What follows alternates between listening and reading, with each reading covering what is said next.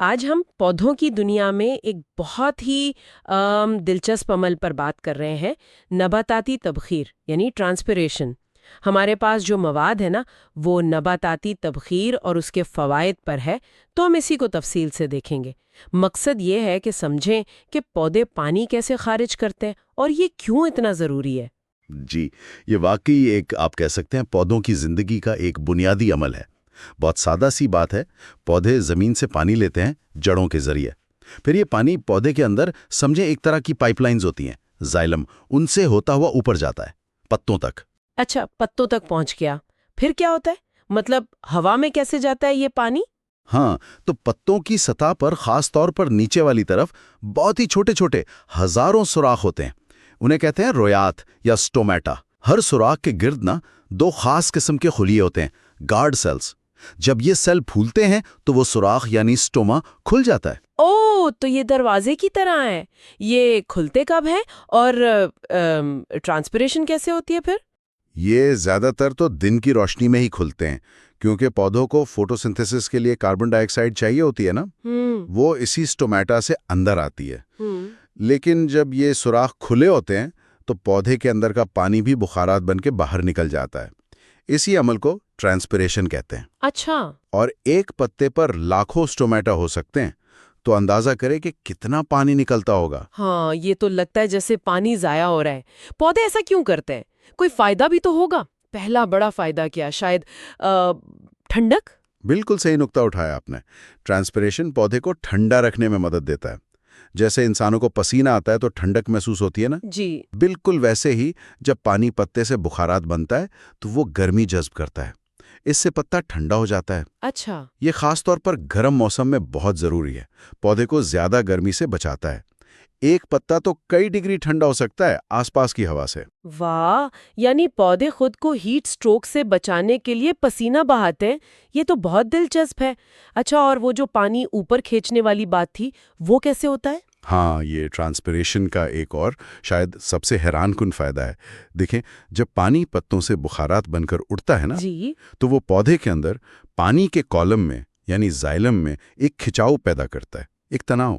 اسے ٹرانسپیریشن پل کہتے ہیں۔ اچھا، کھنچاؤ۔ جی، اور یہ کھچاؤ اتنا طاقتور ہوتا ہے کہ وہ پانی کو جڑوں سے کھینچتا ہے، بالکل اوپر تک، چاہے درخت سینکڑوں فٹ اونچائی کیوں نہ ہو۔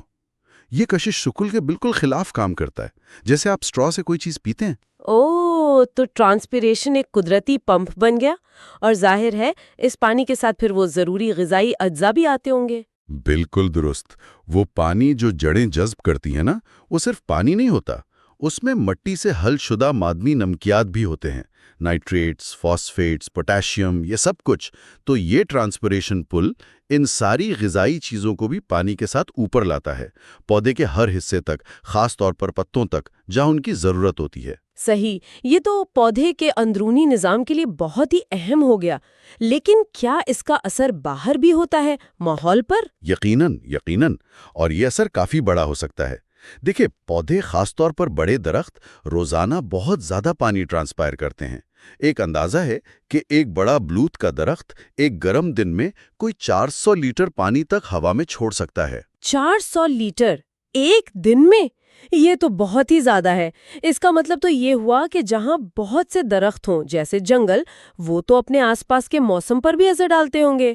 ہاں بالکل، بڑے جنگلات جب مل کر ٹرانسپیریشن کرتے ہیں تو وہ فضا میں اتنی نمی شامل کر دیتے ہیں کہ وہ مقامی بلکہ بعض اوقات علاقائی موسم پر بھی اثر انداز ہوتے ہیں۔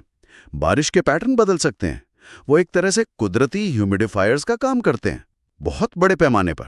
تو یہ عمل صرف پودے کے لیے نہیں بلکہ پورے ماحولیاتی نظام کے لیے، ایکو سسٹم کے لیے ضروری ہے۔ ہاں، اچھا، کوئی ایسی چیزیں بھی ہیں جو اس عمل کو مطلب ٹرانسپیریشن کو کم یا زیادہ کرتی ہوں؟ جی ہاں، بہت سے ماحولیاتی عوامل ہیں، جیسے روشنی کتنی تیز ہے، زیادہ روشنی زیادہ ٹرانسپیریشن، درجہ حرارت؟ گرمی زیادہ ہوگی تو ٹرانسپیریشن بھی زیادہ ہوگی، ٹھیک۔ ہوا کی رفتار، اگر تیز ہوا چل رہی ہو تو وہ نمی کو ہٹاتی جاتی ہے، اس سے بھی شرح بڑھ جاتی ہے۔ اور ہوا میں پہلے سے کتنی نمی ہے، اگر ہوا میں نمی زیادہ ہو تو ٹرانسپیریشن کم ہو جاتی ہے۔ پودوں کو پانی بچانے اور کاربن ڈائی آکسائڈ لینے کے درمیان ایک بڑا نازک توازن رکھنا پڑتا ہے۔ واقعی یہ تو کافی پیچیدہ لگتا ہے۔ تو خلاصہ یہ ہوا کہ ٹرانسپیریشن پودوں کو ٹھنڈا رکھتا ہے، پانی اور نمکیات اوپر لاتا ہے، اور ہمارے ماحول میں نمی بھی پیدا کرتا ہے۔ یہ تو کئی کام ایک ساتھ کر رہا ہے، اور پودے کی زندگی اور ہمارے سیارے کے لیے دونوں کے لیے بہت اہم ہے۔ آپ نے بالکل صحیح نتیجہ نکالا۔ یہ پودوں کی فزیولوجی اور ماحولیات دونوں میں مرکزی حیثیت رکھتا ہے۔ اور آخر میں ایک سوچنے کی بات چھوڑ جاتا ہوں کہ اگر ایک اکیلا درخت روزانہ سینکڑوں لیٹر پانی فضا میں بھیج سکتا ہے، تو ذرا سوچے کہ دنیا کے سارے جنگلات مل کر پانی کے عالمی چکر پر اور ہماری آب و ہوا پر کتنا گہرا اثر ڈالتے ہوں گے۔ یہ صرف درخت نہیں ہے، یہ زمین کے قدرتی تھرموسٹیٹ اور پانی کے نظام کا ایک بہت بہت اہم حصہ ہے۔